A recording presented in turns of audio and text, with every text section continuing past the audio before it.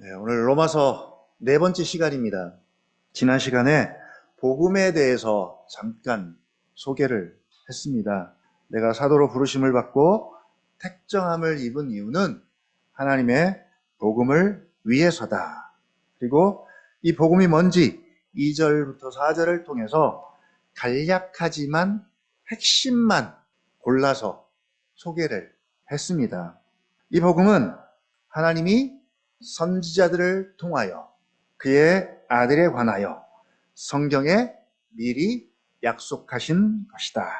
우리는 이 2절 말씀만 가지고도 복음과 복음이 아닌 것을 어느 정도는 구별해 낼 수가 있습니다. 그리고 이 복음의 내용이 뭔지를 3절과 4절을 통해서 소개를 했죠. 그 아들에 관하여 말하면 복음에서 가장 중요한 것은 그 아들이구나 를 알 수 있겠고요.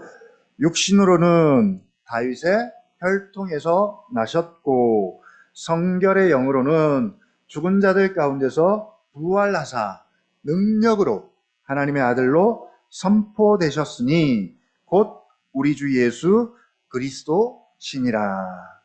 복음의 내용이신 그 아들이 누구냐? 바로 우리 주 예수 그리스도시다. 여기까지 말씀을 드렸습니다.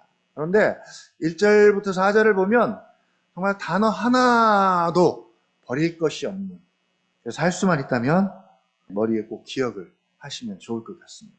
오늘은 일단 여기서 멈추려고 합니다.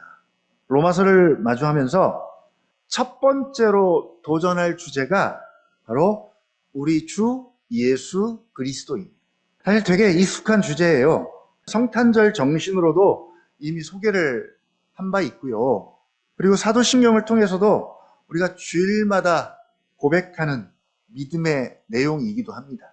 전능하사 천지를 만드신 하나님 아버지를 내가 믿사오며 그 외아들 우리 주 예수 그리스도를 믿사오니, 바로 성자에 대한 믿음의 고백인데 2절부터 4절에 대한 요약본이기도 합니다.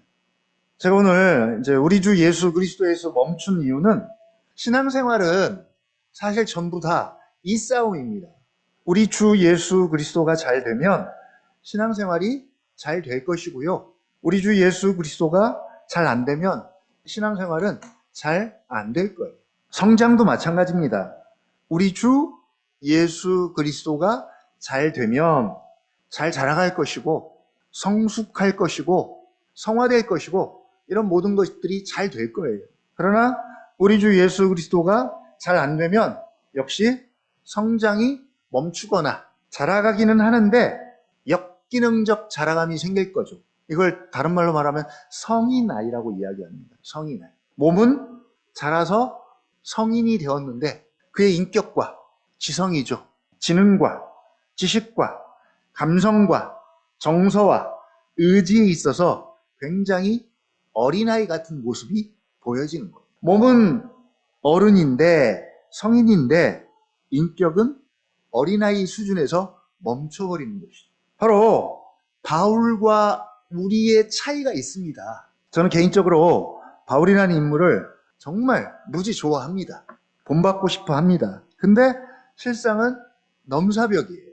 당장 이 로마서라는 이 서신 내용만 보더라도 시작부터 자신을 예수 그리스도의 종이라고 거침없이 소개하고 고백하는 것을 보면 범상치가 않은 것이죠. 그리고 복음이신 예수 그리스도에 대한 지식들과 자신의 신앙 고백에 대한 주옥 같은 고백들이 이 로마서뿐만 아니라 서신서 전체에 넘쳐납니다. 그의 이력, 그의 경험들, 그의 활약상도 넘사벽이지만 그럼에도 불구하고 가장 본질적인 차이는 뭐예요? 바로 우리 주 예수 그리스도에서 나는 차이입니다. 동일하게 바울이나 우리나 예수를 그리스도로 나의 주, 나의 하나님이라고 고백해요. 동일한 한 분 예수입니다. 그 예수가 그리스도임을 믿습니다. 그 예수 그리스도가 우리 주, 나의 주임도 믿습니다. 믿는 것에는 바울이나 우리나 저나 차이가 없어요. 다 동일합니다.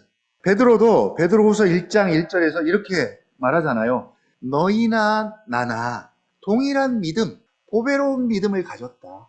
본질적으로 나나 너희나 다 같은 믿음이다. 동일한 믿음이다. 여러분 맞습니까? 베드로나 우리나 바울이나 우리나 다 같은 믿음일까요? 근데도 차이가 나는 거죠. 무슨 차이일까요? 바로 오늘 5절 그로 말미암아의 차이예요. 바울이 왜 그렇게 자신 있게 복음을 부끄러워하지 않고 자랑하는가 봤더니 그로 말미암아가 일상 가운데 너무나 자연스럽고 자연스러운 정도가 아니라 그로 말미암은 것들이 너무나 많아요. 너무 많은 정도가 아니라 그의 모든 생활 자체가 그로 말미암아서가 됩니다. 믿음 생활이 믿음으로 말미암아 생활이 되고 신앙 생활이 신앙으로 말미암아 생활이 돼요. 우리가 믿는 믿음으로 알고 있는 신앙으로 예수로 말미암아 일상이 다 사라지고 커버가 되는 거예요. 바울에게는 실제로 그렇습니다. 나의 신앙과 믿음이 삶의 구석구석에서 나의 일상 가운데 다 적용이 되고 있나요? 바로 이 문제입니다. 로마서에서 핵심적인 이야기는 다 그로 말미암아요. 우리 주 예수 그리스도로 말미암은 것들입니다. 바울은 철저하게 그로 말미암아서 살았기 때문에 자신 있게 말할 수 있습니다. 만약 바울이 자신의 경험으로 말미암았거나 자신의 배움이나 자신의 지식이나 지혜나 체험이나 이런 것들로 말미암아서 편지를 썼다면 어땠을까요? 이건 간증이죠, 간증. 아마도 지금 기록한 것보다 훨씬 더 듣는 사람들에게는 솔깃했을지도 몰라요. 간증이 듣기에 굉장히 매력적이잖아요. 감동도 있고. 그러나 성경으로 받아들이지는 못했을 거예요. 바울의 그로 말미암아의 실제적인 사례들을 한번 보겠습니다. 그러기 전에 먼저 우리를 한번 보기를 원합니다. 십수년 동안 우리가 사도신경을 암송하고 또 삶의 현장에서 얼마나 우리가 주여 주여를 외칩니까? 우리 주 예수 그리스도를 부르고 믿고 외쳤던 우리에게 그로 말미암은 것들이 얼마나 있는지, 얼마나 확신하는지, 나는 지금 그로 말미암은 것으로 살아가고 있는지 각자 처한 입장과 위치는 다를 거예요. 거기에 적용을 해보시면 됩니다. 내가 그로 말미암은 것들로 지금 내 앞에 있는 문제들, 지금 내가 겪고 있는 것들, 어려움들, 관계들, 감정들 처리하고 있는지, 아니면 믿는 것은 믿는 것이고 또 사는 것은 별개로 내가 알아서 나로 말미암아 나의 지혜와 나의 능력과 나의 힘과 내 노력으로 살아가고 있는지 한번 돌아봤으면 좋겠습니다. 그런 말미암은 것들이 있을까요? 충분할까요? 넉넉하십니까? 그것들이 나를 나되게 할까요? 오늘 바울의 고백입니다.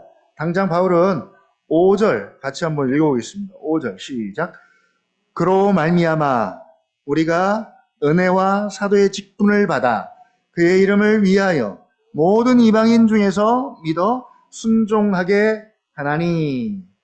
내가 하나님의 복음을 위하여 은혜와 사도의 직분을 받은 것은 그로 말미암은 것이다 라고 고백을 합니다. 은혜도 그로 말미암아, 사도의 직분도 그로 말미암아. 그리고 이 그로 말미암아는 이미 4절에서 고백한 우리 주 예수 그리스도입니다. 은혜 따로 사도의 직분 따로가 아니라 사도의 직분 자체가 은혜입니다. 그래서 은혜의 직분이에요. 한마디로 직분은 뭐다? 은혜다. 직분은 은혜입니다. 여러분, 직분이 있다면 은혜로 여기고 감당하십시오. 자, 누구로부터 말미암은 은혜인가? 우리 주 예수 그리스도로 말미암은 은혜다. 그래서 5절에서 당장 자신의 정체성과 사명, 직분의 이유와 근거를 다 그로 말미암아서라고 지금 고백을 하고 있는 거예요. 이건 단적인 한 예에 불과합니다. 바울은 사사건건 범사의 모든 것이 우리 주 예수 그리스도로 말미암아라고 말하고 있습니다. 8절 한번 가볼까요? 먼저 내가 예수 그리스도로 말미암아 너희 모든 사람에 관하여 내 하나님께 감사함을. 자, 계속 넘겨볼까요? 3장 24절. 그리스도 예수 안에 있는 속량으로 말미암아 하나님의 은혜로 값없이 의롭다 하심을 얻은 자 되었느니라. 25절이요. 이 예수를 하나님이 그의 피로써 믿음으로 말미암는 화목제물로 세우셨으니, 예, 이건 다 우리 주 예수 그리스도로 말미암음에 대한 내용인데 이걸 조금 더 구체적으로 세분화시킨 것에 불과해요.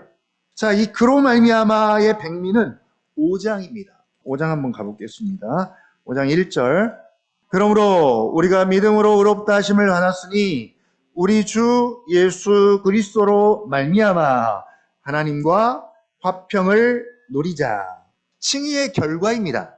3장에서 죄는 모든 사람이 죄를 범하여 하나님의 영광에 이르지 못하더니 라고 말합니다. 그러나 이제 우리 주 예수 그리스도로 말미암아 그의 피로써 그리스도 예수 안에 있는 속량으로 말미암아 하나님과 화평을 누리자.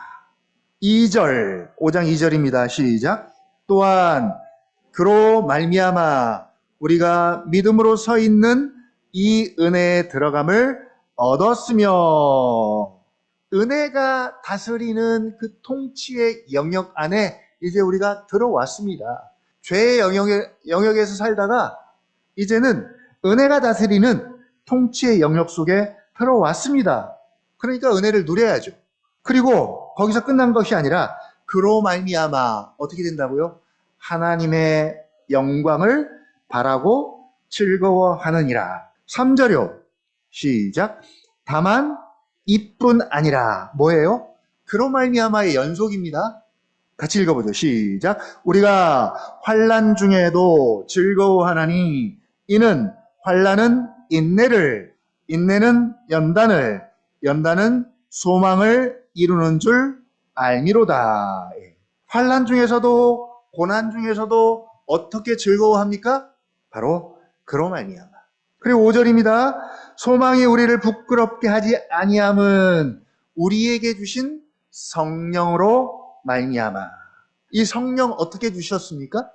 하나님이 오른손으로 예수를 높이심에 예수께서 약속하신 성령을 아버지께 받아서 오순절날 제자들에게 교회에게 성령을 부어주셨습니다.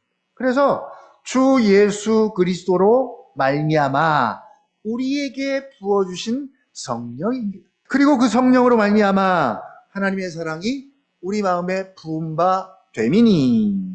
9절, 5장 9절입니다. 같이 또 읽어보죠. 시작. 그러면 이제 우리가 그의 피로 말미암아 의롭다 하심을 받았으니 더욱 그로 말미암아 진노하심에서 구원을 받을 것이니. 10절이요. 시작. 곧 우리가 원수 되었을 때 그의 아들의 죽으심으로 말미암아 하나님과 화목되게 하였은즉 화목하게 된 자로서는 더욱 그의 살아나심으로 말미암아 구원을 받을 것이니라. 마지막 11절입니다. 시작. 그뿐 아니라 이제 우리로 화목하게 하신 우리 주 예수 그리스도로 말미암아 하나님 안에서 또한 즐거워하느니라. 예. 다 그로 말미암아예요. 8장 이건 뭐 더 설명할 것도 없이 37절 그러나 이 모든 일에 우리를 사랑하시는 이로 말미암아 우리가 넉넉히 이기느니라. 그리고 내가 확신하노니 그 어떤 것도 우리를 우리 주 예수 그리스도 안에 있는 하나님의 사랑에서 끊을 수 없으리라. 자, 지금 소개한 것은 빙산의 일각이에요. 그냥 그의 모든 삶의 영역은 다 그로 말미암지 않은 것이 하나도 없어요. 바로 그 차이입니다. 그로 말미암아가 되든지 안 되든지, 막혀 있든지 뚫려 있든지, 우리의 문제는 이 그로 말미암아가 잘 안 된다는 거죠. 돼도 거기로부터 나오는 것들이 별로 없어요. 되게 제한적입니다. 혹은 피상적이라고 표현하죠. 피상적. 형식적이죠. 바울은 그로 말미암은 것들로 충만하니까 은혜의 충만함 혹은 풍성함, 이런 표현을 거침없이 쓸 수가 있었는데 우리는 이런 표현을 쓰기가 참 쉽지가 않은 거죠. 이유는 뭘까요? 우리 주 예수 그리스도 싸움에서 실패하고 있기 때문에. 그 중에서도 우리 주 싸움, 나의 주 싸움이 잘 안 되는 것이죠. 지금 봉사부 얘기를 좀 할게요. 칭찬입니다. 봉사부가 지금 뭐 하고 있어요? 봉사부가 봉사는 안 하고 복음서를 지금 열심히 통독하고 있어요. 하루에 6장씩 통독을 한대요. 그래서 제가 그랬죠. 자기 발등을 스스로 찍었다고. 하루에 6장씩. 그래서 제가 수요일 날 봉사부 이름을 마리아 봉사부라고 이렇게 이름을 붙였잖아요. 마리아 봉사부. 원래 봉사부는 마르다예요. 마르다과입니다. 마르다 봉사부여야 하는데 마리아 봉사부로 성격을 바꿨습니다. 주의 발치 아래 앉아서 주의 말씀에 주목하는 마리아입니다. 말씀에 집중하고 주목한다는 것은 주님 자신의 인격에 주목하는 것입니다. 이 모습을 한번 여러분 상상해 보십시오. 주의 발치 아래 앉아서 정말 꿀 떨어지는 눈빛으로 주님을 바라보고 그의 말씀 한 절 한 절에 귀를 쫑긋 세우고 기울이는 모습. 주님 편에서 얼마나 사랑스러운 마리아입니까? 그렇다고 마르다가 안 좋다는 건 아닙니다. 마르다도 주님을 정말 사랑하는 자매였어요. 주님께서도 그걸 아셨습니다. 봉사부가 봉사 대신 사복음서를 읽는 이유는 뭐겠어요? 사복음서를 통독했습니다 라고 자랑하려고 하는 것 아니죠. 아닙니다. 주의 발치에 앉아서 예수님을 주목하고 그를 알기 위함입니다. 그래서 예수가 그리스도임을 믿고 인정하고 더 나아가서는 가장 중요한 부분입니다. 그 예수가, 내가 읽고 알게 된 예수가 나의 주임을 고백하는 것이죠. 여기까지 가기 위함입니다. 근데 예수가 나의 주임을 고백하는 데 가기까지가 어려워요. 고백을 한다 해도 피상적 고백이냐 아니면 인격적 고백이냐의 차이가 날 것이고요. 또 인격적으로 고백을 한다 해도 그 관계의 깊이가 차이가 날 거예요. 우리에게는 어려운 핸디캡이 하나 있어요. 이 주라는 고백이 그렇게 잘 와닿지가 않아요. 우리의 일상적인 언어가 아닙니다. 다소 이 주라는 표현이 종교적이에요. 이 종교적이라는 것은 형식적이고 의식적일 가능성이 아주 높습니다. 형식적이고 의식적일수록 피상적이기가 쉽죠. 표면적이고 겉에 집중한다는 이야기입니다. 당시에 이 주라는 표현이 아주 일상적이고 되게 실제적이고 되게 인격적인 표현입니다. 당장 종들은 자기 주인을 주라고 부르잖아요. 종들은 자기 주인을 주라고 부릅니다. 우리식으로 표현하면 주인님이죠, 주인님. 주인입니다. 사라도 아브라함을 뭐라고 불렀어요? 주, 나의 주여. 주라고 불렀어요. 왜 그랬을까요? 하나님은 남자와 여자를 동등하게 창조하셨습니다. 물론 질서상 남자를 여자의 머리로, 여자를 남자의 돕는 배필로 주셨지만 그렇다고 남자가 높고 여자가 남자보다 하등하다, 그런 의미는 절대 아닙니다. 둘 다 하나님의 형상을 따라 지음받은 인격적으로 동등한 존재입니다. 남자나 여자나 그렇습니다. 그런데 타락 이후에 둘의 입장이 갈렸죠? 어떻게 갈립니까? 여자에게 너는 남편을 원하고 남편의 다스림을 받게 될 것이다. 이제 여자가 남자의 다스림을 받게 됩니다. 그래서 여자가 남자를 자신의 주로, 주인으로 그렇게 부르기 시작합니다. 그리고 실제로 고대 근동 지역은 여자를 물건이나 소유물로 삼았죠. 재산 목록입니다. 그래서 아내가 남편을 주라고 부르고 종들이 주인을 주라고 부르고 백성들이 황제를 주라고 부르기도 합니다. 그러니까 이 주라는 표현이 사실은 되게 일상적인, 그래서 그게 어떤 의미인지를 너무나 잘 알고 부르는데 우리에게는 이 주라는 표현이 되게 사실은 낯설어요. 현장에서 써먹을 데가 없습니다. 누군가를 주라고 부르면 상대적으로 자신을 낮추어야 합니다. 종으로 여겨야 해요. 당장 주를 바꿔서 주인님이라고 바꿔서 한번 사용해 보십시오.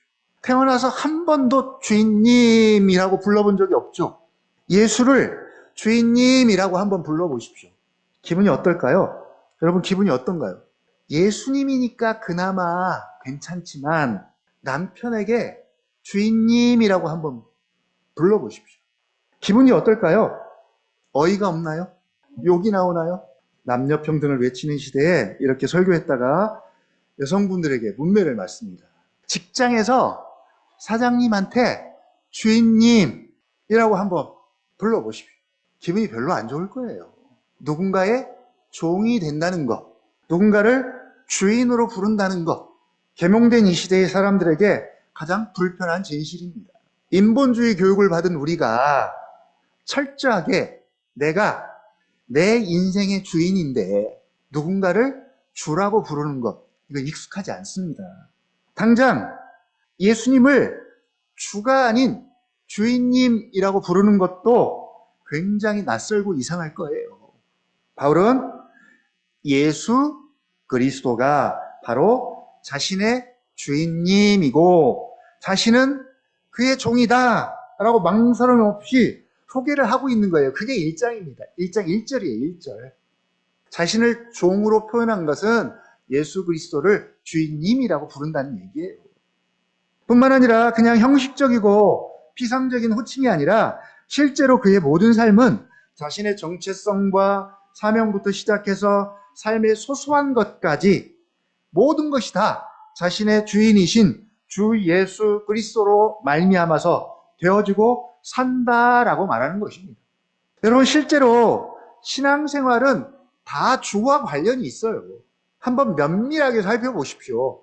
나의 생각과 나의 관심들과 지금 나의 상황과 바램들 어떻게 해결하고 계십니까? 어떻게 해요? 나로 말미암은 것들로 살고 계십니까? 아니면 주로 말미암은 것들로 여러분 살고 계시나요? 당장 오늘 우리가 드린 예배만 보더라도 오늘 무슨 날입니까? 주의 구원을 기념하는 주의 날입니다. 주님의 날이에요. 주님의 날. 우리가 주라고 부르는 그 주님의 날. 이 주님의 날에 주의 백성들이 모여서 주님을 찬양하고 그 주님을 예배합니다. 처음부터 끝까지 다 주님입니다. 주. 그리고 주님께 기도하고 또 우리는 주의 모임입니다. 주의 자녀고요. 주님의 백성입니다. 이 주의 백성들이 다음 주에 뭐 해요? 성찬? 성찬은 뭐죠? 역시 주의 성찬입니다. 주의 성찬에 참여해서 뭘 먹어요? 주의 몸을 먹고 주의 피를 마심으로 주의 죽으심을 주의 재림하실 때까지 기념하고 또 그 주님과 연합해서 주와 한 몸을 이루고 주의 은혜에 참여하고 주의 은혜를 누리고 경험합니다. 성찬 다 주와 관련이 있고요. 또 그 주님께서 주의 떡과 주의 피를 마신 주의 자녀인 우리에게 뭘 주세요? 주의 생명. 주님의 생명을 우리에게 주시고 주님의 사랑과 주님의 긍휼과 주의 자비를 우리에게 부어주십니다. 그러면 우리는 우리를 구원하신 주의 능력을 찬양하고 주의 구원을 노래하고 주의 영광을 바라고 주의 도움과 주의 보살핌을 또 구합니다. 주의 뜻, 주님의 계획, 주님의 성육신, 주의 죽으심, 주의 부활, 주의 승천, 주의 성령과 주의 말씀과 주의 언약과 주의 교회와 주의 백성과 주의 나라와 그리고 우리는 주의 자녀입니다. 모든 것이 다 주님의 것이고 다 주와 관련이 있어요. 구약도 마찬가지입니다. 우리 대표적으로 시편 8편 찬양을 통해서 익숙하게 들었던 말씀이잖아요. 시편 8편. 여호와 우리 주여 주의 이름이 어찌 그리 아름다운지요. 주의 손가락으로 지으신 주의 하늘과 주의 영광과 주의 아름다움과 주의 만물이 어찌 그리 아름다운지요. 우리 삶의 모든 것이 일반 은혜 안에 있는 것들이나 자연이나 보이는 모든 만물들이 혹은 특별 은혜 안에 있는 것들, 초자연적 영역들 이런 것들이 다 주님의 것이고 주와 관련이 있어요. 문제는 이 주에 대한 알미, 고백이 관계가 피상적이거나 형식적이다 보니까 그 주로부터 말미암은 것들이 실제로는 일상에서는 별로 찾아보기가 어렵고요. 삶에 적용하기가 어렵다는 거예요. 물론 우리가 노래는 얼마든지 부를 수 있습니다. 찬양은 얼마든지 할 수 있어요. 여호와 우리 주여 주의 이름이 온 땅에 어찌 그리 아름다운지요라고 찬양을 할 수 있습니다. 최근에 이 충만이라는 찬양 아마 우리 교회에서도 몇 번 불렀던 것 같아요. 가사의 후렴구가 계속 예수로 충만하네로 반복되죠. 예수로 충만하네. 예수로 충만하네. 이 노래 가사만 보면 정말 예수로 충만하네. 예수로 충만하면 된 거잖아요. 그 이상 뭐가 더 필요해요? 예수로 충만하면 된 거예요. 우리가 노래 한 번만 딱 불러서 예수로 충만하면 충만해질 수 있고 그걸로 끝나면 얼마나 좋겠어요. 충만이라는 말이 원래 가득 차다, 가득 차서 흘러넘친다 그런 의미잖아요. 풍성함과 같은 의미입니다. 가득 차면 충만하면 흘러넘쳐요. 그러니까 예수로 충만하면 흘러넘쳐서 예수로 말미암아가 자연스럽게 되는 거죠. 돼야 됩니다. 근데 찬양을 통해서는 우리가 충만을 노래할 수는 있어도 그 자체가 우리를 충만하게 하지는 못한다는 것이죠. 충만한지 안 한지는 그로 말미암아 오는 것들이 있는지 없는지를 보면 됩니다. 보면 알 수가 있는 거죠. 그래서 바울의 이런 놀라운 고백을 보면서도 우리가 공감을 못하는 이유가 있어요. 우리가 보통 밴드나 카톡에 글을 올리면 우리가 공감을 표시하잖아요. 뭘로 표시해요? 하트나 엄지척을 눌러서 같이 공감을 합니다. 성경을 읽으면서도 거기에 공감을 표시하잖아요. 밑줄을 긋든지. 근데 주로 어디에 공감을 표시합니까? 어디에? 어떤 말씀이에요? 오래 붙잡은 말씀이나 아주 유명한 구절들에 주로 집중적으로 하트 표시를 하는 거죠. 최근에 저희 집 단톡방에 올라온 말씀이 있습니다. 두려워하지 말라. 내가 너와 함께함이라. 놀라지 말라. 나는 내 하나님이 됨이라. 너를 굳세게 하리라. 너를 도와주리라. 참으로 나의 의로운 손으로 너를 붙들리라. 이사야 41장 10절 말씀입니다. 어떻습니까? 하나님이 오른손 주먹을 불끈 쥐고 내가 너와 함께하고 너를 도와줄 테니 놀라지 말고 두려워하지 말고 굳세게 담대함으로 시험을 잘 보면 좋았을 텐데 여전히 떨었대요. 어떻습니까, 여러분? 이 말씀이 하나님의 음성으로 들리세요? 하트, 엄지척은 눌러요. 누르지만 여전히 두려워하고 떠는 건 매한가지예요. 그냥 이 말씀만 가지고 있으면 자동으로 두려움과 놀람과 이런 것들이 사라지고 평안이 찾아오면 얼마나 좋겠어요. 아무것도 염려하지 말고 오직 모든 일에 기도와 간구로 너희 구할 것을 감사함으로 하나님께 아뢰라. 그리하면 모든 지각에 뛰어난 하나님의 평강이 그리스도 예수 안에서 너희 마음과 생각을 지키시리라. 너무나 유명한 빌립보서 4장 6절, 7절 말씀이잖아요. 공감을 하고 하트를 누리지만 실상은 우리가 하나님의 평강을 충분히 누리고 있나요? 왜 그럴까요? 이렇게 우리에게 말씀하시는 예수, 여호와가 나의 주 되심에서 실패하고 있기 때문이죠. 피상적이거나 형식적이든지 인격적이지 못하든지, 인격적이지만 그 관계가 깊지 못하든지, 아니면 무거운 것과 얽매이기 쉬운 죄에 걸려 넘어져서 예수를 충분히 보지 못하고 있든지, 바로 그로 말미암아서가 잘 안 되기 때문입니다. 반면에 바울은 지금 그 이야기를 하고 있어요. 은혜와 사도의 직분도 그로 말미암아서이고, 6절 같이 한번 읽어보죠. 6절 너희도 그들 중에서 예수 그리스도의 것으로 부르심을 받은 자니라. 예. 역시 너희가 그들 중에서 예수 그리스도의 것으로 부르심을 받은 자 된 것도 무엇으로요? 그로 말미암아서이고. 7절입니다. 로마에서 하나님의 사랑하심을 받고 성도로 부르심을 받은 모든 자에게 하나님 우리 아버지와 주 예수 그리스도로부터, 이 부터가 말미암아입니다. 은혜와 평강이 있기를 원하노라. 이것도 역시 그로 말미암아예요. 그로 말미암아.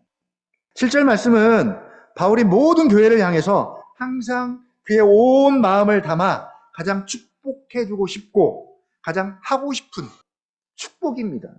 정말 주고 싶은 거예요. 정말 그랬으면 좋겠다. 너희가 이렇게 됐으면 좋겠다. 5절, 6절, 7절 다 그 출발과 기원, 이유, 원인은 4절에 우리 주 예수 그리스도 그로 말미암아예요. 그로 말미암아 은혜와 사도의 직분을 받았고, 그로 말미암아 너희가 예수 그리스도의 것이 되었고, 우리 교회에 적용하면 왕 같은 제사장이 되었고, 무엇으로요? 그로 말미암아. 아마 바울은 우리 주 예수 그리스도로 말미암은 것들을 말해보라면요, 여러분 끝도 없어요. 하루 종일 그 얘기만 할 거예요. 만물이 그에게서 나오고 그로 말미암아 지어졌고 지금도 그로 말미암아 움직이고 다스려지고 그의 뜻과 계획대로 되어져 가고 있습니다. 우리가 고민하고 생각하는 것 다 가능합니다. 다 그로 말미암아. 그러나 거두절미하고 갈 길이 멀어요. 그래서 그냥 딱 이렇게 마무리를 합니다. 은혜와 평강으로 마무리를 해요. 은혜와 평강이 너희에게 있기를 원하노라. 무엇으로 말미암아요? 그로 말미암아 하나님 우리 아버지와 그의 아들 우리 주 예수 그리스도로 말미암아 은혜와 평강이면 족하다. 이게 끝입니다. 그냥 많지만 요약하면 한마디로 뭐라고요? 은혜와 평강이다. 마치 이런 원리죠. 10계명, 10계명, 10계명이잖아요. 많잖아요. 요약하면 뭐다? 사랑이다. 우리 주 예수 그리스도로 말미암아 오는 것들 많지만 종합해보면 뭐다? 은혜와 평강이다. 바울은 은혜와 평강으로 자신의 모든 삶을 다 설명할 수 있습니다. 그리고 실제로 이 은혜와 평강 가운데 삽니다. 그렇다고 바울이 뭐 만사가 형통하다 뭐 그런 이야기 아니에요. 알죠. 그가 얼마나 고난을 많이 받았는지. 그러나 그 고난도 은혜와 평강 가운데서 다 해결할 수 있고요. 배고픔, 배부름, 궁핍, 비천함, 부유함 다 이 은혜와 평강으로 해결할 수 있는 일체 비결을 배웠습니다. 압니다. 은혜는 뭡니까? 하나님이 우리에게 주실 수 있는 모든 것을 그냥 토탈 은혜라고 표현합니다. 하나님으로부터 오는 것은 다 은혜입니다. 거기다가 은혜의 특징이 뭐예요? 값없이, 공짜로. 우리 편에서는 공짜지만 하나님 편에서는 값을 치른 은혜요, 선물입니다. 이 은혜는 일반 은혜도 있고 악인과 선인 모두에게 주는 은혜입니다. 그런데 이 일반 은혜는 악인이 선인보다 더 많이 잘 누릴 수도 있어요. 그래서 의인들이 때때로 악인들의 잘됨을 보고 부러워하죠. 부러워서 질투를 하고 왜? 라는 질문을 자꾸 던지게 됩니다. 하나님, 왜 악인이 형통하고 의인이 고난을 받나요? 하나님이 우리 아버지면 교회가, 하나님의 자녀들이, 그리스도인들이 더 잘 돼야 되는 것 아닙니까? 근데 일반 은혜 안에서는 공부를 더 열심히 한 자가 더 잘 되기도 하고요. 더 형통해 보일 수도 있고요. 건강관리 잘한 사람이 더 오래 건강하게 잘 살 수 있습니다. 이건 다 일반 은혜의 영역들이에요. 그러나 우리에게 중요한 것은 특별 은혜입니다. 일반 은혜로는 이제 하나님을 알 수도 없고 하나님의 구원에 이를 수도 없습니다. 일반 은혜는 딱 죽기 직전까지만 유효합니다. 그러나 성경은 특별 은혜에 대해서 다룹니다. 우리 주 예수 그리스도가 바로 우리에게 특별 은혜입니다. 하나님이 그 자녀들에게 돈이 아니라 그의 가장 사랑하는 아들을 주셨고요. 그 아들과 함께 구원을 주시고 구원과 함께 오는 영원한 생명과 온갖 유익들을 다 주셨습니다. 바로 우리가 알기를 원하는 것은 우리에게 선물로 주신 예수 그리스도와 그와 함께 오는 은혜의 풍성함들입니다. 그래서 성경을 읽고 묵상하는 거예요.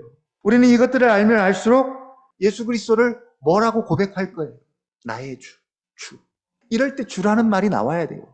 아침에 이렇게 가만히 있으니까 저희 집사람이 주라는 표현을 쓰더라고요. 근데 언제 주라는 표현을 쓰나 이렇게 들어봤더니 뭐 하다가 막 깜짝깜짝 놀랬을 때, 실수했을 때, 잘못했을 때 습관적으로 아이고 주여, 아이고 주여 이 주라는 표현이 나오더라고요.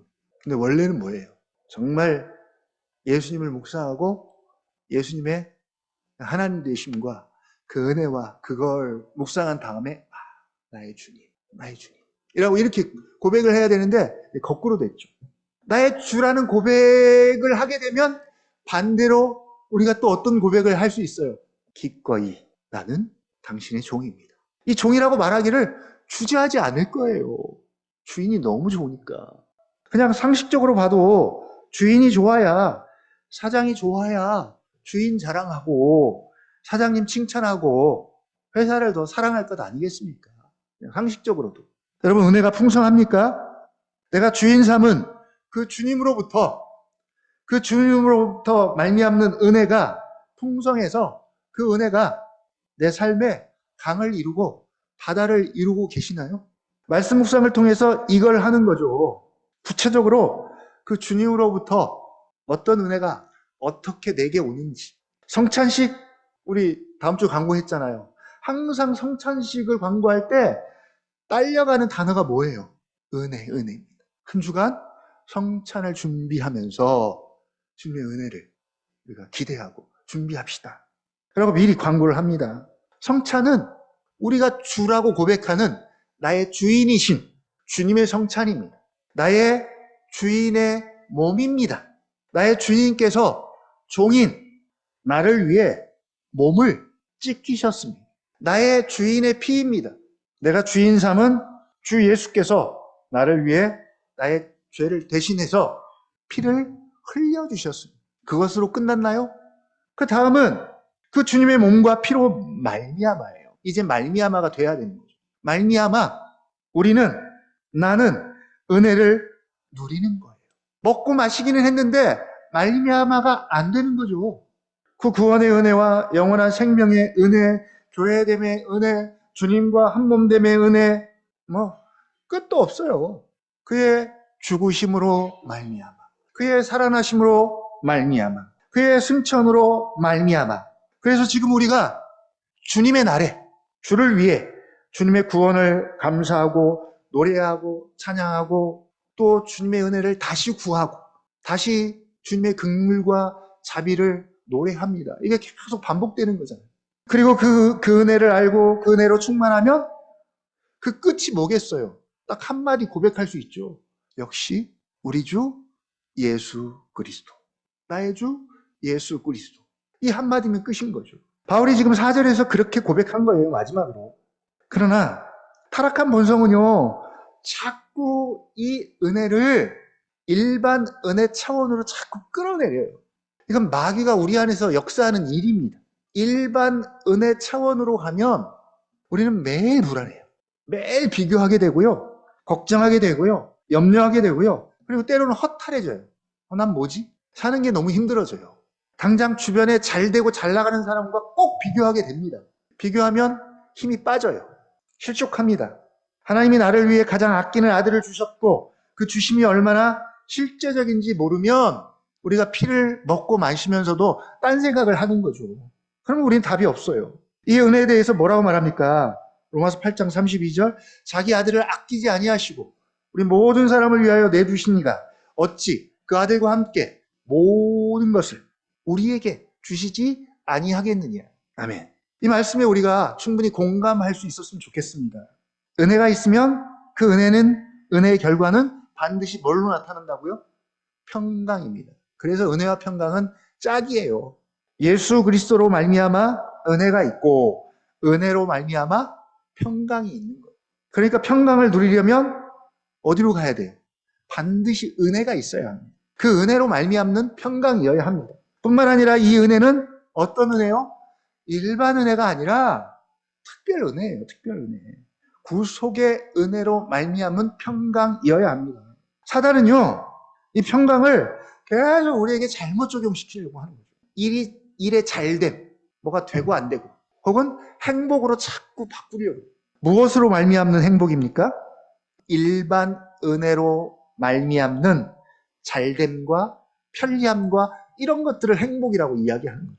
그러니까 어떻게 해야 돼요? 보란듯이 더 많이 가져야 되고, 보란듯이 더 높은 데 올라가야 하고, 보란듯이 더 유능해져야 하고, 보란듯이 성공해서 힘과 권력을 가져야 합니다. 근데 이건 어디까지나 다 일반 은혜입니다. 이걸로는 근본적이고 본질적인 평강을 누릴 수는 없습니다. 만약 일반 은혜 차원에서 평강을 이야기한다면 우리나라에서 누가 가장 행복한 사람일까요? 이재용 같은 사람 가장 많은 부를 가졌고요. 가장 성공했잖아요. 소유로 치면 이 사람을 따라갈 사람이 있을까요? 이재명 대통령. 가장 높은 명예와 권세를 가졌습니다, 지금. 이런 사람들이 일반 은혜 측면에서는 가장 많은 소유와 가장 큰 권력을 가지고 있기 때문에 가장 행복하고 평강해야 하는데 어디 하룻밤 맘 편하게 잠이나 자보겠어요? 그들이? 참 안식이 있을까요? 얼마나 가져야 어디까지 올라가야 여러분 행복하고 편안할 수 있을까요? 마지막 결론입니다. 하나님, 우리 아버지와 주 예수 그리스도로 말미암는 은혜와 평강이 그로 말미암은 것으로 자기의 정체성과 사명과 정말 삶의 목적 삼아서 살아가기를 소원하는 우리 언약나무 교회 가운데 충만하게 부어주시기를 축복합니다. 그리고 실제로입니다. 실제로 그로 말미암아 살아가는 저와 여러분 되기를 주님의 이름으로 부탁을 드립니다.